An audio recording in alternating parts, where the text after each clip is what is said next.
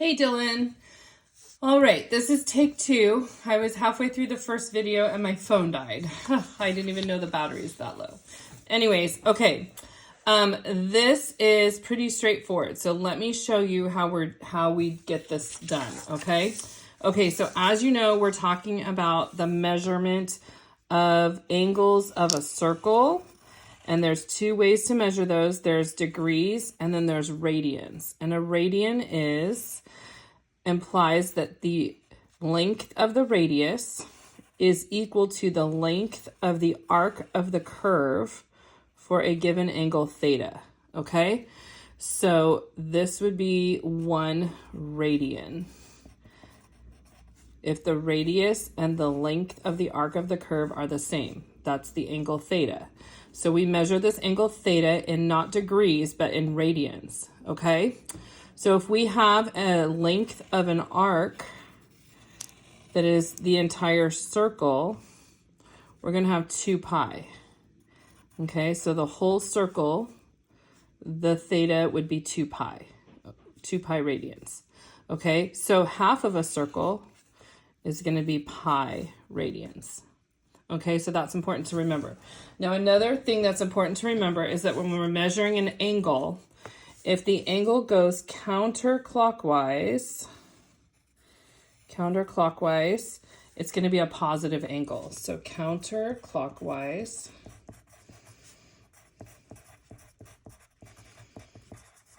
equals a positive angle theta in radians.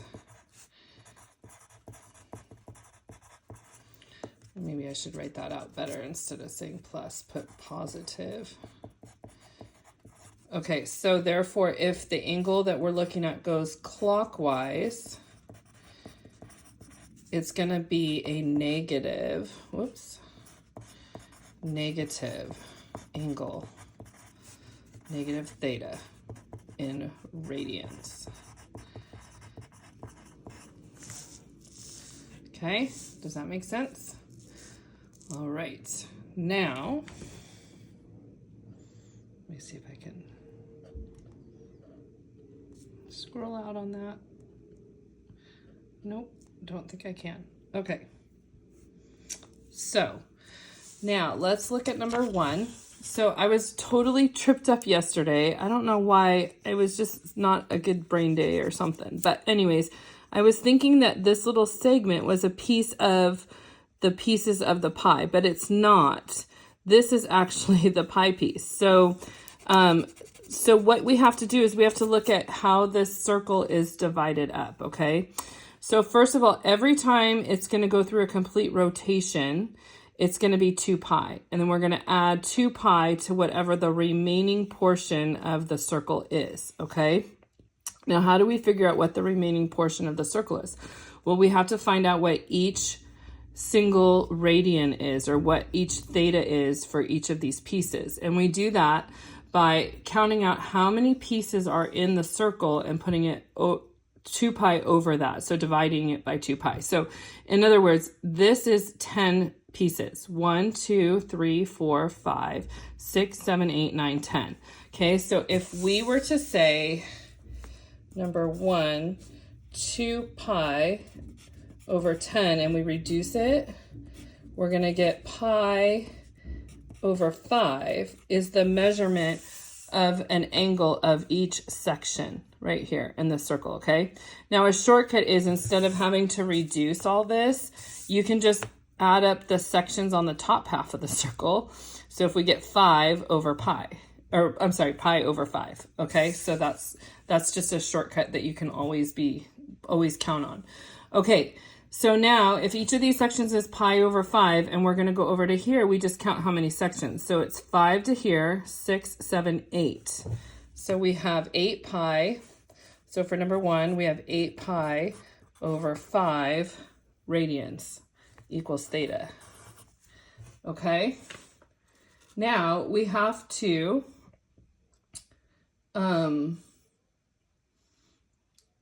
find the coterminal angle of that. So the coterminal angle is going to be the negative of a full rotation. So a full rotation is 2 pi. So if we were to take 2 pi and we have to convert it into an angle. So what we're going to do, let's do 8 pi. Our angle that we have is 8 pi over 5. And technically we want to subtract 2 pi from it, right? Because we want to subtract a full circle to see where the coterminal angle lands. Now what we have to do is convert this to a common denominator because it's a subtraction problem and it's a fraction. So in order to convert this to a common denominator, this would have to become 10 pi over 5, right? And that will be 2 pi. Now, if we subtract 8 pi over 5 minus 10 pi over 5, we're going to get negative 2 pi over 5. So theta is 8 pi over 5, and our coterminal angle is negative 2 pi over 5. Okay, so that's what we do for number 1. Okay, let me do another example with you, and then I'll continue working on these, and I'll let you pause and see if you can figure some out before you resume the video. So we're going to do number 2 now. So number 2, the first thing we ask, is it going counterclockwise or clockwise? And it's going counterclockwise, so that means it's going to be a positive angle. And I'm sorry, it's going to be positive, and it's doing a complete rotation. So we have 2 pi plus whatever this section is right here. Now, if we go back up to our circle right here, we know that 2 pi is a complete rotation. Pi is half a rotation. So a quarter of that would be pi over 2, and 3/4 of that would be 3 pi over 2. Okay, so our angle here, it's going to land on pi over 2. So we're going to have a complete rotation, which is 2 pi plus pi over 2. So let's write that down. We have 2 pi for a complete rotation plus pi over 2. So we have to get common denominators again because it's a fraction. I'm just going to X that out and make this 4 pi over 2. And then if we add these together, we get 5 pi over 2. So that is our theta. Okay. Now, to find our coterminal angle, this is going to be a little bit trickier because if I subtract 2 pi from this, it's still going to be a positive number. So I have to keep subtracting 2 pi until I get a negative number. So let me just show you what I mean by that. 5 pi over 2 minus 2 pi. Again, we have to get a common denominator, so we're going to cross that out. That becomes 4 pi over 2. Okay, so 5 pi minus 4 pi is still pi over 2, so it's still positive. Okay, so instead of doing it that way, what we're going to do instead is we're going to multiply 2 pi times 2, okay? So that becomes 4 pi. This whole thing becomes 4 pi. Now we still need to get a common denominator. So 4 pi over 2 becomes 8, or 4 pi over 1 becomes 8 pi over 2. So I'm going to cross that out and write 8 pi over 2. So 5 pi over 2 minus 8 pi over 2 is going to equal negative 3 pi over 2. And that's our coterminal angle, negative 3 pi over 2. Okay, I think so that the video is not too large, I'm going to send you this first one, and then I'm going to send you another video working out the rest of the problems. See if you can work out the problems based on what I've just shown you, and then you can play the video to get the rest of the answers.